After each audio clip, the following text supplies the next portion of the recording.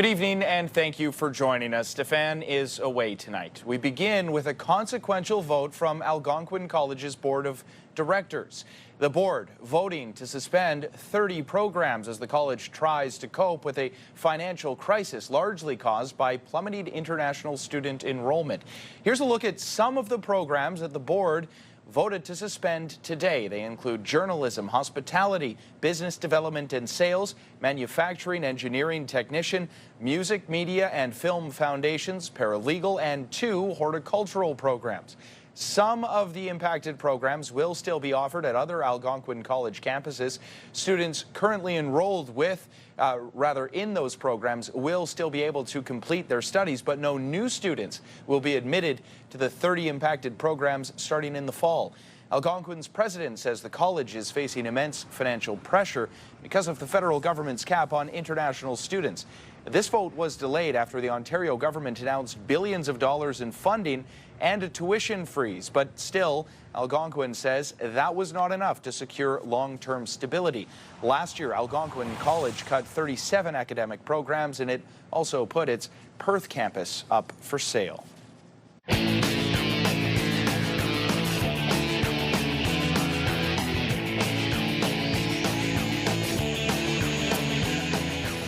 Well, tonight we begin a new series looking at the challenges Ottawa transit users are facing with wait times, buses and trains, and many delays. We asked you to send us your worst commutes, and a flood of responses has created gridlock in our inbox. Tonight and every night this week, we're going to show you a snapshot of some of the worst commutes across the capital.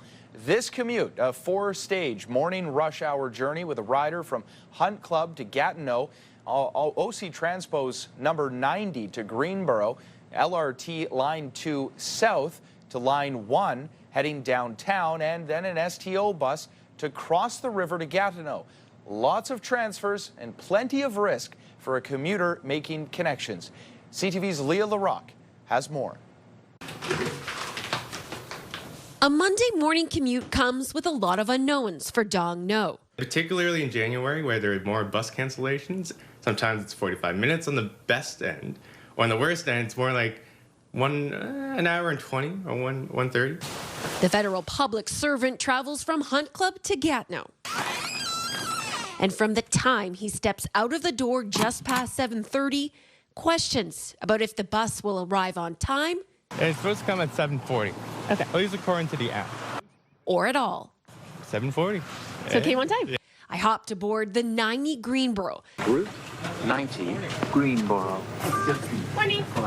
To see for myself what his commute is like. The bus ride to South Keys takes about 8 minutes. At 7:48, we get to South Keys Station. It's a major transfer point. The 98 Herdman rolls up, but it's packed. So Don decides to catch Line 2 instead. If I'm really in a rush and if time is really pressing, I'll try to squeeze on. But if not, sometimes Line 2 both is more consistent, and I can at least sit. We are at 7:50. A northbound train pulls up. There's lots of room, but at pressure points like Carleton University, it can get a bit crowded. 20 minutes later, we're at Bayview Station. It's time to get off this train. So we're about halfway through our journey, but because all of these people now have to transfer onto Line 1 and it's single car service, things could get pretty tight. A long line grows on the Confederation platform eastbound. Everyone is hoping to get in. It's kind of the calculation right there that I kind of make mentally is that, if I just let the first one go, I can be first in line, amongst the first ones in line for the next train. But when the next one comes 3 minutes later, it's even busier. So we wait again. Third time's a charm. This train has lots of room. We get off at Parliament Station at 8:28, and it's time to transfer to Gatineau's transit service. But this is where I run into a problem. STO buses do not accept the tap for your debit card, which is what I was using for this commute. I didn't bring any cash with me, and I don't have a monthly pass, so we had to get off the STO bus, and now we're going to go try to find a bank. A quick pit stop at an ATM, and by 8:52, we are back on the bus. 9:03. 2 buses and 2 trains later, Dong is about a block from his office. In total, our commute was about 1 hour and 31 minutes. Dong now has to work, and then he gets to do that whole trip again, all the way home tonight. What's your message to OC Transpo to make the service better? Well, I think more direct buses into downtown from the suburbs, more frequent buses. I think that's the biggest thing. Leah LaRocque, CTV News. And we are still collecting your stories of Ottawa's worst commute. Many of you have described journeys that take 90 minutes, 2 hours, or even more. And we do have a list of all those stories on our website, ctvnewsottawa.ca. A pedestrian is in hospital with serious injuries after she became trapped under an OC Transpo bus in Centertown. This happened at around 12:15 this afternoon near the intersection of Gladstone Avenue and Elgin Street. Paramedics say the woman's legs were trapped under the middle wheels of an articulated bus. Emergency crews managed to lift the bus and free her, and she was taken to hospital in serious but stable condition. OC Transpo says it is now investigating exactly how this happened. And obviously, it's not a great day to be out there if part of your commute includes a bit of walking. It's very cold out there as we take our first look at the weather forecast. Jackie.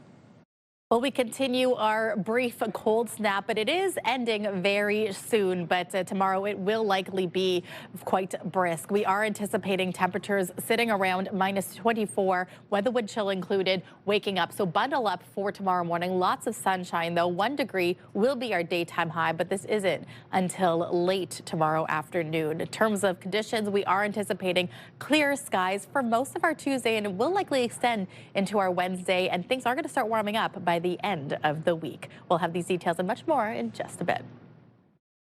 Thanks, Jackie. Turning now to the latest on job cuts by the federal government in the public service. Canada's largest public sector union is calling on the government to stop its early retirement incentive for employees, alleging it circumvents collective agreements.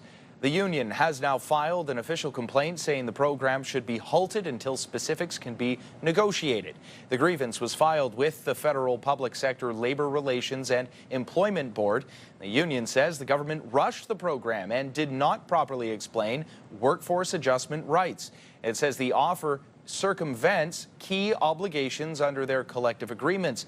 And while the union does not oppose early retirement options to prevent layoffs, it says, its president says, any policy needs to be negotiated. No one knows what that means, how it's going to impact people. No one has seen any wording on it.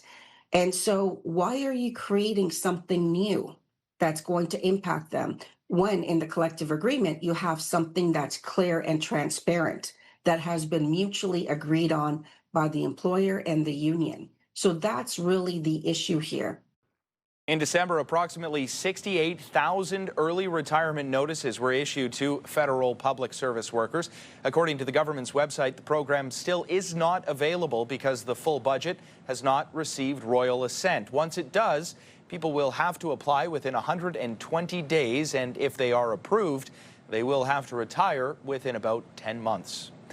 The Ottawa Police Service says it will not be participating in the federal government's gun buyback program. The program opened in mid-January. It gives owners of banned firearms the option to declare interest in receiving compensation for turning over eligible guns to police or deactivating them. Participation by municipal and provincial police is voluntary. The OPP, Kingston Police, and Toronto Police have also declined to participate. A teenager is facing charges after a child was allegedly sexually assaulted at an Eastern Ontario daycare. Ontario Provincial Police launched an investigation last week after receiving a report that a child had been sexually assaulted by a youth at a daycare center in Trenton. A 14-year-old is now facing charges of invitation to sexual touching, sexual interference, and sexual assault of a person under 16. Police have not named the daycare, and the accused cannot be identified under the Youth Criminal Justice Act. But the cabs are very stressful because they overload them, and then it's difficult. Just ahead, we continue our series on Ottawa's worst commutes with a look at how long it takes to get across the city using Paratranspo. Here's a live look through our Centennial Glass sky cam. It is currently minus 12 degrees.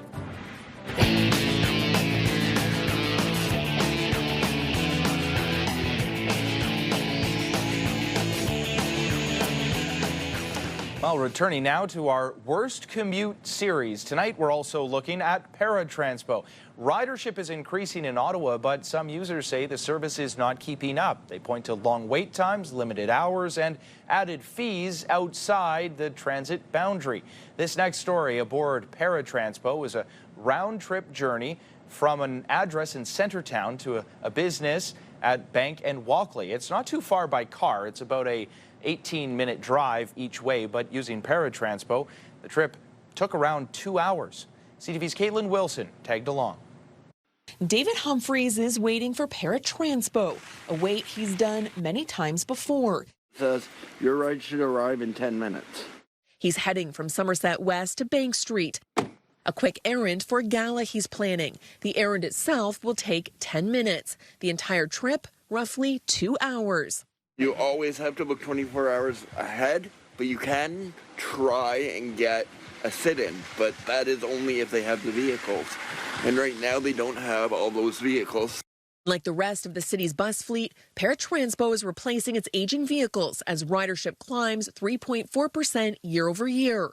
To manage demand, Paratranspo uses its own buses and contracted taxis. The buses seem to do a better job, but the cabs are very stressful because they overload them and then it's difficult. After tracking his ride with a new app launched last year, Hello, good sir. His 10:45 ride arrives at 10:55, technically on time.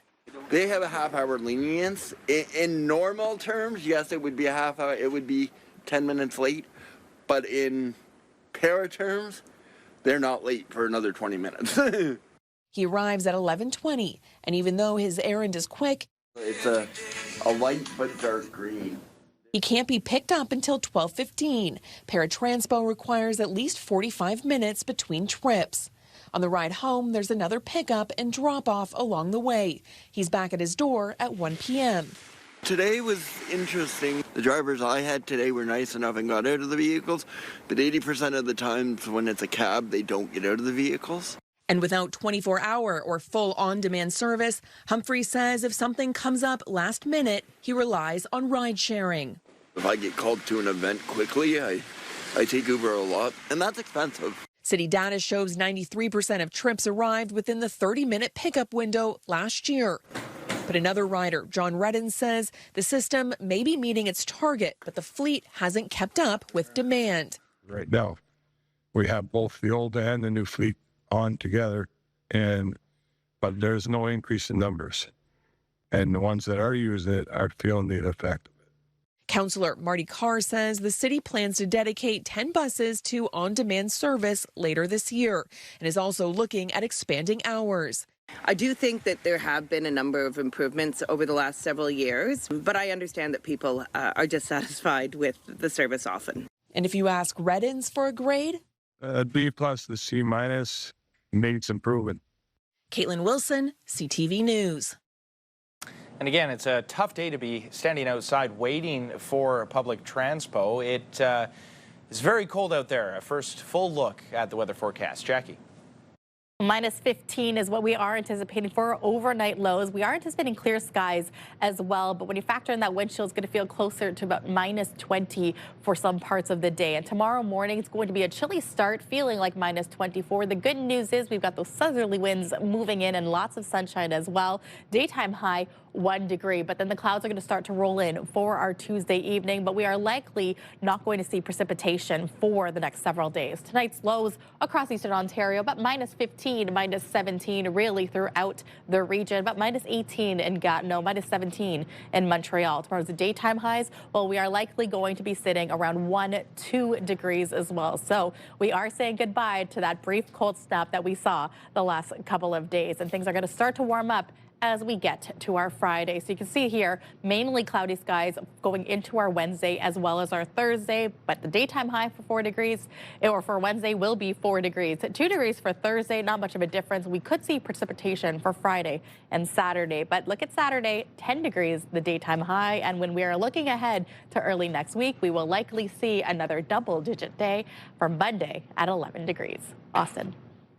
Thank you, Jackie. And as Jackie mentioned there, obviously, spring is right around the corner. We had a taste of it, but the last 24 hours, a reminder that winter is not done with us just yet. Temperatures, they plunged yesterday, but the return of the cold weather was not unwelcome for everyone, particularly for those who enjoy the Rideau Canal Skateway. Here's CTV's Camille Wilson.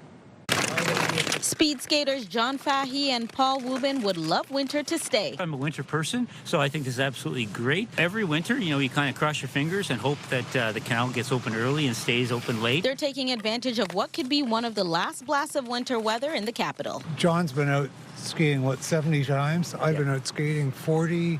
Today's my 42nd. After warmer weather over the weekend, temperatures plunged Sunday. Good news for skaters like Nancy and Dale Duncan, who are visiting from Toronto. We were worried the conditions wouldn't be good enough for skating, so we really lucked out. Other times I was here, it was, the canal was closed, so this is my first time skating the whole canal in over 20 years. Yeah. So I love the cold. Mild temperatures are in store for the rest of the week. The NCC says it is closely monitoring the forecast and will keep the skateway open as long as conditions allow. Don't be shocked if the snow comes back. But Environment Canada says Ottawa is likely not done with winter yet. These are like 1 or 2, 3 days at worst, and then it kind of melts and then it warms up and then you have a little longer period and then it might come back to freeze again. Even if the canal closes, there are other ways to embrace winter. I realize the canal might be coming to a close fairly soon, but there's lots of snow in Gatineau Park. And we're not skating, we're skiing, cross-country skiing, which we've done a ton of too. Camille Wilson, CTV News. It's not as bad as it's going to get. Let's put it that way, given the fact that the political situation in the Middle East. Coming up, the conflict in Iran will drive up gas prices in Canada. We'll have more on what drivers can expect after the break.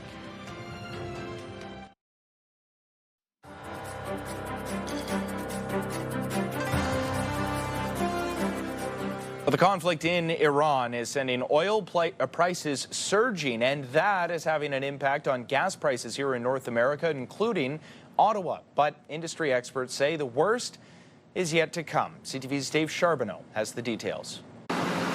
For Mike Kelly, filling up is already a familiar frustration, and now it's about to get worse. It's not as bad as it's going to get.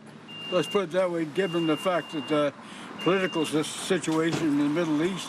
Military strikes by the U.S. and Israel on Iran have sent shockwaves through global energy markets. The conflict disrupting operations in the Strait of Hormuz, which is where 1/5 of the world's oil supply passes through. It likely means that about 20% of the world's oil is now potentially offline. That is driving up oil prices, and the effects are already hitting gas pumps in the U.S. and Canada. With prices that you're seeing in Ottawa, $1.37, $1.38, look for those to increase to about $1.43, $1.44 by Wednesday, and likely $1.50 by the end of the week. Gold prices are also rising as investors rush to safer assets. When there's times of geopolitical instability, that drives investors to look for a safe physical place to store their assets. And the events we're seeing in Iran right now are certainly causing a short-term increase in gold price. And if the war drags on, gold and gas prices could continue to rise. You can't help things. Some things you just got to go with, you know? Yeah. Unfortunately. At my age now, I don't go too far anyway, but so it's not as bad. But if I had to drive any distance to work every day and whatever, it would bother me a lot more. Well, it is what it is. I mean, and then of course, now they're going to come out with the summer gas, right? So that's another thing to think about as well. But it's something drivers can't control. Really, there's nothing you can do about it. You know, you either buy gas or you buy an electric car. Dave Charbonneau, CTV News. We are a bit stranded here right now. Still ahead, how Canadians in the Middle East are trying desperately to get out of the region as tensions continue. Ottawa's favorite cash contest is back, and it's big. Move 100's $50,000 Beat the Bank. 7 vaults. You decide how much to take home. Sound the alarm? You lose it all. Be listening weekdays for your chance to win.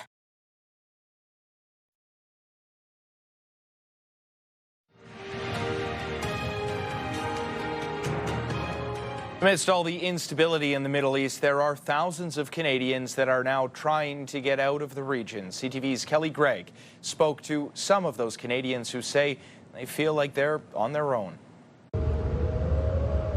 Michael Lemieux was supposed to be in Doha for 1 day, a layover on his way home from Thailand. That night was probably one of the worst ones, where it was quite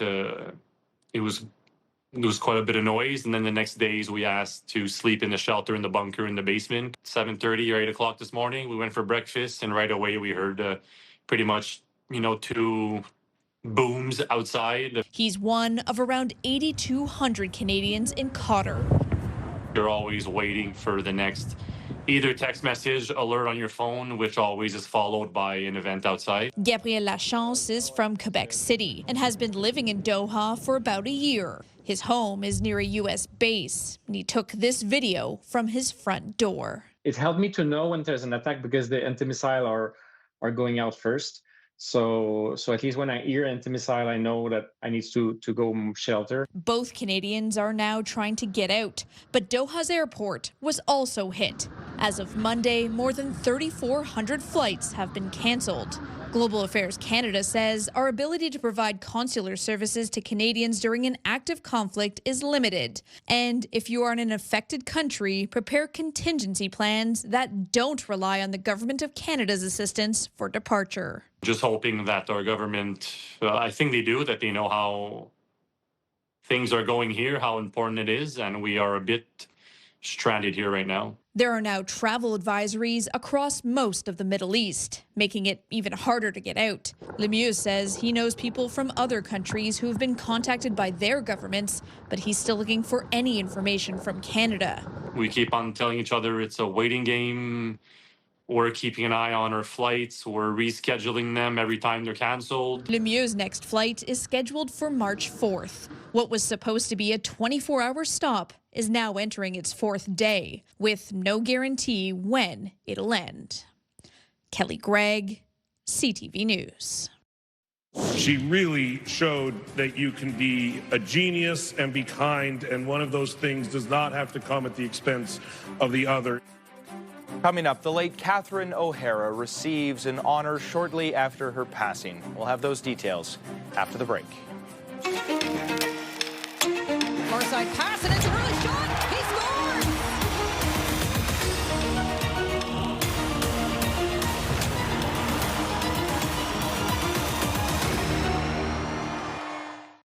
The National Capital Region is jam-packed with incredible experiences you don't want to miss. Hey, I'm Sanaya Taylor, your iHeartRadio Weekender, powered by Barhaven Ford. Get the inside scoop on all the biggest and best events every Thursday, Friday, and Saturday on CTV, Move 100, Pure Country 94, TSN 1200, and News Talk 580 CFRA. iHeartRadio Weekenders is powered by Barhaven Ford, Ottawa's newest and largest Ford dealership, and Ontario's #1 Ford EV dealer. Here's a live look through our Centennial Glass Skycam. It is currently minus 12 degrees out there right now. Very cold for the last 24 hours or so, but we do have a warm-up on the way. Jackie. Well, there's no cold warning in place for this evening or for tomorrow morning, but it is still going to be quite brisk tomorrow morning. Minus 17 to kick things off, but again, feeling more like minus 24. The sun will warm us up, though, and we are going to likely also get those southerly winds moving in. Daytime high anticipated for 1 degree, but the clouds are going to start to roll in late Tuesday evening. It won't stick around very long, though, because Wednesday, lots of sunshine also in store. 4 degrees the daytime high, and even those overnight lows are already starting to hover around the freezing mark. Fingers crossed we make it to Saturday, where the temperature is going to be 10 degrees. Austin. Jackie, thank you. And finally for us tonight, it was a moving moment at the 32nd Actor Awards, formerly known as the SAG Awards. The late Catherine O'Hara was honored last night after winning Outstanding Performance by a Female Actor in a Comedy Series. Show them O'Hara hurting her knee in Best in Show and doing that amazing thing where she hobbles around, and tell the people as they are laughing that that's Catherine O'Hara, and we were lucky that we got to live in a world where she so generally shared her talents with us. Thank you. Fellow Canadian Seth Rogen accepting the award on O'Hara's behalf for her role in The Studio. Catherine O'Hara died in late January at the age of 71, and she was amazing in The Studio. Good night, everyone.